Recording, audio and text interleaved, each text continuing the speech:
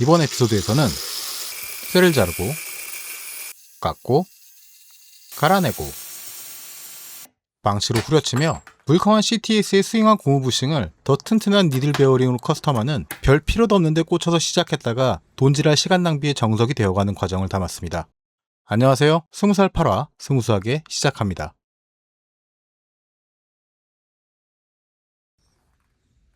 CTS의 호환용 스윙암입니다. 고무 부싱이 조립되어 있는데도 순정보다 저렴한 가성비 좋은 호환품입니다. 이전 화에서 보셨던 바로 그 스윙암의 개조 전 모습입니다. 이건 알리에서 구매한 베어링 이너 슬리브입니다. 그리고 니들 베어링입니다. 고무 부싱 대신 이 두 부품을 활용해서 CTS의 리어 서스펜션을 견고하게 보강해 줄 겁니다. 마크 1의 구조는 이렇습니다. 하우징, 이 부분을 하우징이라고 부를게요. 그리고 폭이 다른 두 개의 니들 베어링을 삽입합니다. 그리고 이 두 개의 베어링 내경과 스윙암 엑셀 외경에 맞는 두 개의 이너 베어링 또는 베어링 슬리브가 지나갑니다. 이때까지는 가공 없이 베어링과 슬리브를 하우징의 폭에만 맞추면 될 거라고 너무 쉽게 생각했었어요. 모든 일이 그렇듯 깊이 생각하지 않은 일의 결과는 실패로 다가오게 됩니다. 먼저 정말 단단하게 박혀있는 스윙암의 고무 부싱을 제거해야 합니다. 전산 볼트와 연결 너트를 이용해 밀어내보지만 너트와 닿는 부싱의 이너 슬리브만 움찔거릴 뿐입니다. 부싱의 직경과 비슷한 와셔를 넣어 힘의 전달 부위를 늘려봅니다. 부싱은 끔쩍도 하지 않습니다. 와셔가 변형될 만큼 힘을 줘도 움직이지 않습니다. 더 큰 압력을 가할 수 있도록 스텐 와셔를 왕창 넣었습니다. 보이시죠? 전산 볼트가 휘어질 만큼 조여도 거기에 파이프까지 끼워 큰 힘으로 돌려도 안됩니다. 결국 전문 강사는 집어치우고 야성을 드러냅니다. 짐승 같은 망치질과 드릴질, 송곳질로 고무 부싱을 찢어냈습니다. 바깥쪽 하우징은 정말 단단하게 고정되어 있었습니다. 그렇게 짐승 같은 시간을 보낸 후 부싱을 뽑아낸 스윙암입니다. 이제 니들 베어링을 삽입합니다. 하우징과 베어링에 그리스를 발라줍니다. 베어링을 삽입하는데 이때 또 한 번의 실수가 있었습니다. 고무 부싱과 베어링의 스펙상 외경이 같다고 내경과 베어링 외경 실측 없이 삽입해버렸습니다. 삽입할 때 저항이 상당했습니다만 프레스핏 베어링이 그러려니 하고 힘으로 집어넣었습니다.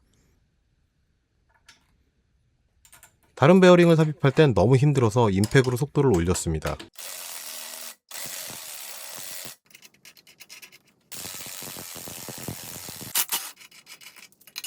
자, 모든 베어링이 삽입됐습니다.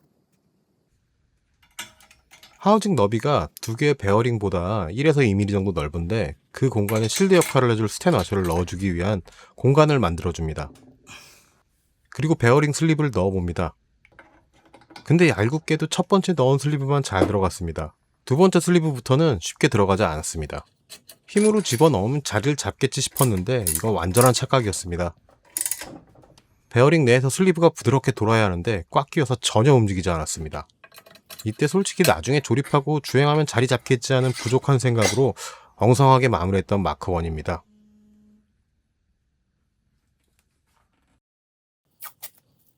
다음은 스윙암 내부 방청 작업을 해보겠습니다. 이 콘텐츠를 위해 분해한 두 대의 CTS 모두 스윙암 내부에서부터 녹이 발생한다는 공통점이 있었습니다. 그리고 힘을 가장 많이 받는 쇼바 연결부 인근에 같은 지점에서 구멍이 나더라는 거죠. 아무래도 철판을 접어서 만드는 특성상 생기는 이 구멍들 때문일 겁니다. 그래서 저는 미네랄 오일로 스윙암 내부를 코팅해 줄 겁니다. 완벽한 방청은 아니겠지만 그래도 아무것도 안 한 것보단 나을 겁니다.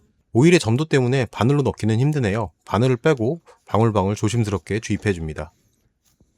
그리고 구멍을 실리콘으로 밀폐해 줍니다. 실리콘이 완전히 마르기 전 커터날로 면을 잡아주고 마스킹 테이프를 떼어내면 아주 깔끔하게 마감이 됩니다. 이제 마크 1 스윙암을 조립합니다. 지난번 영상에서 교묘하게 숨겼지만 베어링 슬리브가 하나는 허당으로 빠지고 나머지 3개는 아예 움직이지 않습니다. 그리고 스윙암은 이미 변형됐는지 엑스를 껴넣기도 쉽지가 않았습니다. 보시는 것처럼 유격은 생각보다 큽니다. 그래도 조이면 될 줄 알았습니다. 스윙암은 움직이지만 이때 베어링은 전혀 움직이지 않는 상태였습니다. 그리고 그 결과는 지난화에 보신 왼쪽으로 처진 리어 휠이었습니다. 어찌됐건 시작한 커스텀이고 문제를 해결하려면 원인을 파악해야 합니다. 분해함을 확인해보니 베어링 내부에 니들 롤러가 움직이질 않았습니다. 하우징이 베어링보다 작아 삽입 과정에서 외부 쉐일이 변형되며 니들 롤러를 누르는 동시에 정렬이 무너졌다는 결론을 내렸습니다. 그래서 마크2는 다른 바이크들의 니들 베어링 구조를 참고했습니다. 하나의 니들 베어링과 그 베어링 좌우를 막아주는 엔드캡, 바깥쪽엔 엔드캡 고정을 위한 무드볼트도 추가할 겁니다. 그리고 고무 부싱과 같은 너비의 베어링 슬리브가 조합되는 형태입니다. 자, 구상은 했으니 제작에 들어가 봅시다. 당연하게도 마크1의 베어링을 제거해야 합니다. 어딘가에 무언가를 넣자마자 빼는 건 싫은 일입니다. 베어링이든 부싱이든 그리고 그 은행 예금도요. 하여튼 넣었다 뺐다라고 하면 그냥 베어링을 효과적으로 때릴 수 있는 구조를 볼트 너트와 스페이서들을 조합해서 만들어줍니다. 그리고 때려줍니다. 정신 나간 사람처럼 망치로 후드러 치느라 카메라 꺼진 줄도 몰라서 빠지는 장면이 안 찍혔습니다. 근데 반대쪽 베어링은 같은 방식으로 때려도 죽어도 안 빠지더군요. 이런저런 걸 가져다 두드려보지만 안 돼요. 이렇게 몇 번의 망치질 끝에 니들 베어링 하우징이 완전히 찌그러졌다는 걸 알게 됐습니다. 삽입 시 찌그러진 베어링 하우징이 케이지를 압박하는데 망치질까지 해대니까 완전히 이탈한 모양입니다. 결국 움직이지 않던 베어링 케이지를 뜯어냈습니다. 그리고 아우터링은 또 미치광이처럼 드라이버 대고 때려봤지만 안 빠집니다. 결국 과감하게 드레멜로 깎아냅니다. 빼냈습니다. 이 베어링 하우징이 순정 고무 부싱 직경보다 조금 작은 것 같습니다. 그리고 첫 번째 시도했던 방법대로 망치질을 해줍니다. 결국 모든 베어링을 빼냈습니다. 마크2는 제작에 좀 더 신중을 기합니다. 베어링 하우징도 갈아냅니다. 손상이 있어서라기보단 조금 작은 듯한 직경도 늘리고 면도 잡아주기 위함입니다. 베어링과 슬리브는 이렇게 장착될 건데요. 하지만 슬리브가 좀 길죠? 순정 부싱의 길이는 35mm인데 슬리브는 40mm입니다. 선반에서 베어링 슬리브에 균일하게 마킹을 해줍니다. 길이가 너무 짧아지면 골치 아프니까 4.5mm 지점에 마킹을 해줄 겁니다. 그리고 그라인더로 절단합니다. 멀쩡한 선반 두고 왜 그라인더로 자르냐고 물어보신다면 베어링 슬리브의 재질은 보통 고속도강입니다. 선반의 절삭근구도 같은 재질이라 잘라내질 못합니다. 다시 선반에서 슬리브 절단면이 최대한 수직이 되도록 그라인더로 연마하며 치수를 맞춰갑니다. 그리고 날카로운 모서리에는 테이퍼를 줍니다. 지루한 연마와 측정 끝에 만족스러운 정확도로 가공을 마무리했습니다. 하나 더 완성했습니다. 이게 화성 가는 우주선도 아니고 뭐 저 정도 오차는 아우 지겨워 씨. 본심이 터져 나왔습니다. 자, 다시 스윙함입니다. 왼쪽의 하우징이 훨씬 작았네요. 영상에 담진 않았지만 이후 하우징 안쪽을 좀 더 갈아냈습니다. 이번엔 베어링 폭입니다. 스펙상 18mm인데 0.2mm 정도 좁습니다. 하우징 너비도 재줍니다. 7, 9. 슬리브는 하우징보다 좌우각 1mm 정도 길게 만들었습니다. 순정 부싱이 그렇거든요. 이건 외경 25, 내경 17mm 탄소광 튜브입니다. 원래는 GV250 프로젝트 할 때 리어휠 엑셀 부식용으로 샀는데 여유도 있고 외경만 조금 가공하면 될 것 같아서 사용하기로 했습니다. 내경 17 같은 소리 하고 있네, 씨. 국내에서 원하는 치수를 소량으로 사기가 애매해서 알리에서 샀더니만 치수가 엉망입니다. 그래도 그나마 내경은 살짝만 잡아주면 되겠네요. 자, 시작해봅시다. 튜브는 필요한 만큼만 잘라 선반에서 잘라낸 끝에 면을 잡아줍니다. 중고로 산 이 중국산 선반은 정밀성을 기대하기는 어렵습니다. 하지만 아쉬운 대로 그런 대로 절단면 정도는 잡아줄 수 있습니다. 외경은 정말 조금씩 깎아가야 합니다. 형편없는 선반이지만 그래도 이런 작업을 직접 할 수 있는 건 좋습니다. 하지만 욕심을 부리면 가차없이 이렇게 무서운 소리가 납니다. 깎아낸 외경 면이 형편없네요. 그래도 마진을 좀 두고 조금씩 깎아가면 그런 대로 쓸만합니다. 여러 방수의 사포들로 면을 잡아줍니다.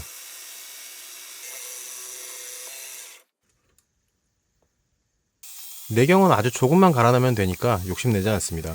내경 바이트는 진동이 별로 없네요. 살짝 저항이 있지만 잘 들어갑니다. 미세하게 반복하며 내경을 확장해줍니다.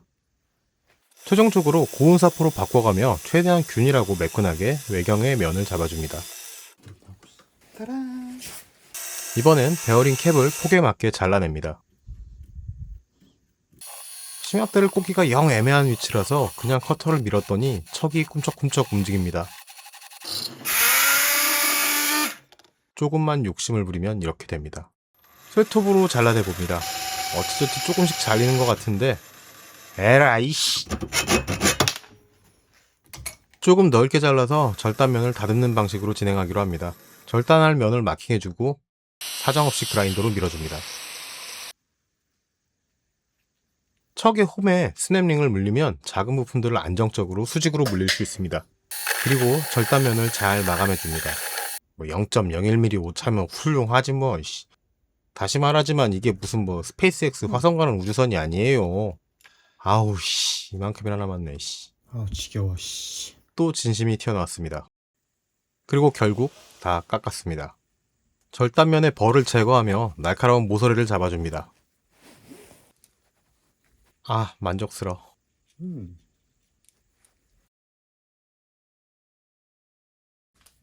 그렇게 고통으로 깎아낸 결과물입니다. 저 홈은 원래 오링을 넣으려고 하는데 저 이상 파지지 않았습니다. 그래서 포기했습니다.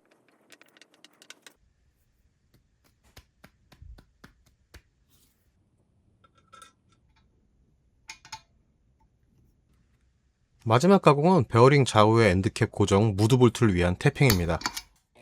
있어 보이려고 수평궤도 설치하고 그랬는데 드릴이 영 상태가 안 좋았습니다. 그냥 손으로 뚫어버립니다. 오일링을 잘 해주고 탭으로 나사산을 내줍니다. 캡을 넣어주고 스텝 무드볼트를 조여서 엔드캡에 표시를 내줍니다.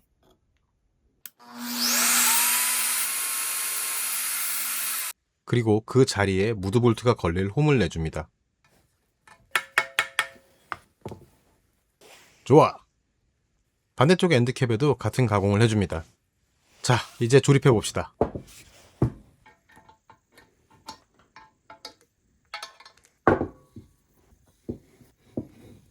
하우징을 갈아냈는데도 아무래도 손으로 하다 보니 정밀하지 않아서 그런지 베어링이 뻑뻑하게 들어갑니다.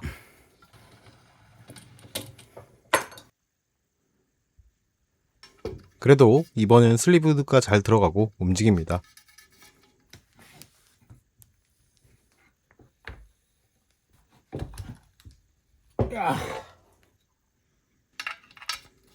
이쪽도 잘 움직이네요.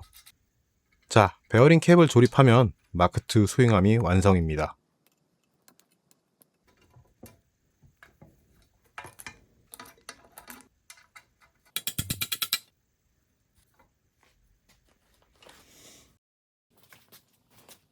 또 조립을 시작해봅시다.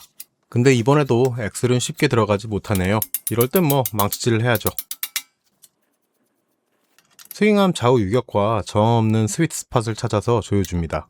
쇼바도 빠르게 설치합니다. 쇼바 고정 너트는 스텐 캡 너트로 바꿔줬습니다. 여기서 주의하실 건 CTAce의 쇼바 고정 너트 규격은 M10 곱하기 1.25입니다. M10 표준 볼트로 바꾸시면 나사산이 안 맞아요.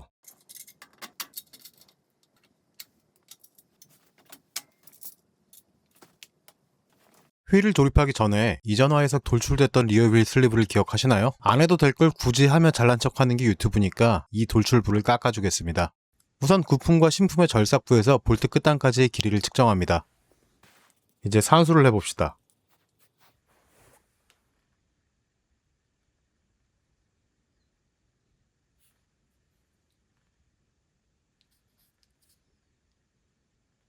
이게 이렇게 오래 걸릴 계산인가? 맞나? 맞죠? 안전하게 0.15mm 정도 여분을 줍니다.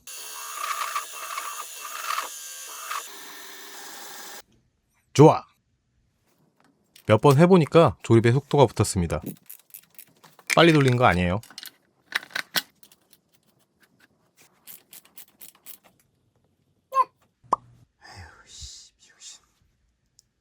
속도 같은 소리 하고 있네, 이씨.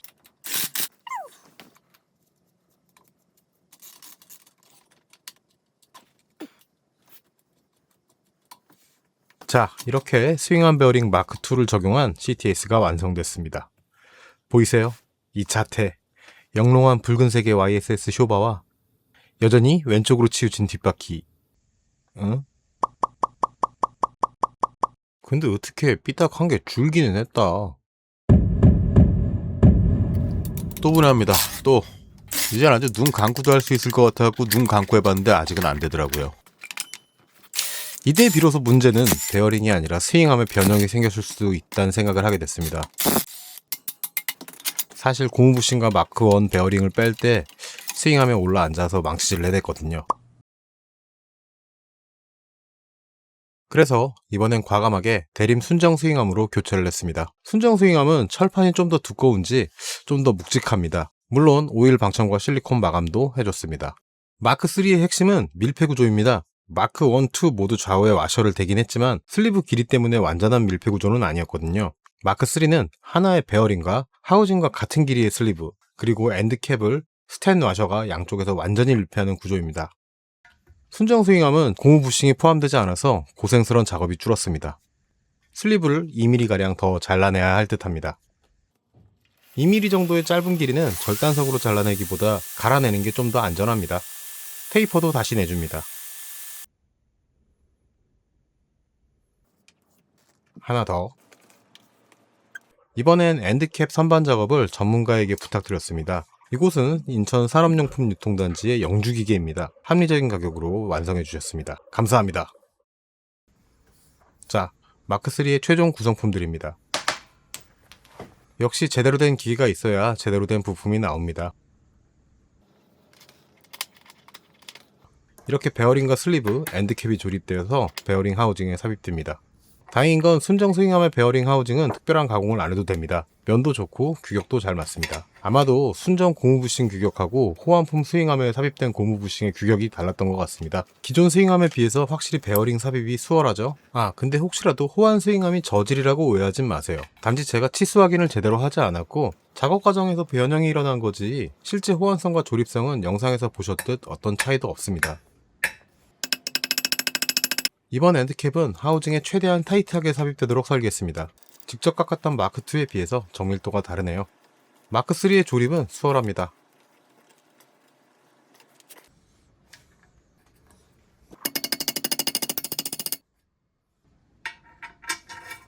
뻑뻑하지도 흔들리지도 않습니다. 완전 밀폐 구조인 만큼 안쪽에 그리스를 충분히 넣어줍니다. 더 이상의 분해가 없길 바라며 조립을 시작해봅니다.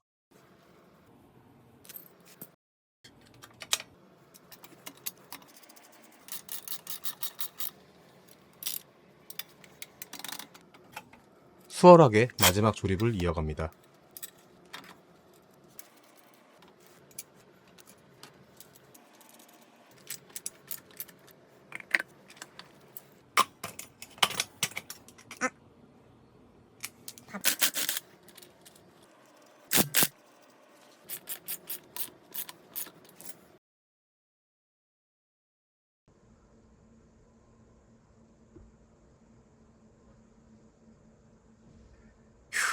이번엔 센터가 맞습니다.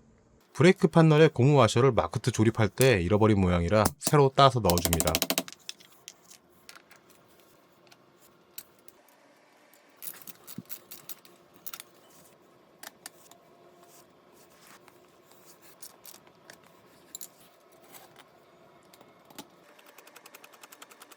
아우, 이제 드럼 브레이크 쳐다도 보기 싫다 진짜. 자, 이렇게 수월하게 조립을 마무리했습니다. 어떤 일이든 새로운 일을 할 땐 어려움이 있습니다. 그 어려움에 맞서서 생각하고 공부하고 연구하다 보면 결국 어떤 형태로든 교훈을 얻고 성장하게 됩니다. 이번 커스텀을 통해 저는 여러분께 자신있게 말씀드릴 수 있습니다. 이런 쓸데없는 도전하지 말고 순정을 쓰세요. 브레이크 디스크 볼트도 스테인리스 볼트에서 고장력 볼트로 교체했습니다. 끝! 영상은 즐거우셨나요? 저는 앞으로도 더 즐거운 콘텐츠를 많이 제작하고 싶습니다. 여러분의 구독은 저의 꾸준한 콘텐츠 제작을 위한 가장 현실적이고 절실한 도움입니다. 여러분의 구독과 시청 시간이 가치 있는 콘텐츠를 만들겠습니다. 언제나 건강하시고 안전한 라이딩 하시길 바랍니다. 다음에 뵙겠습니다.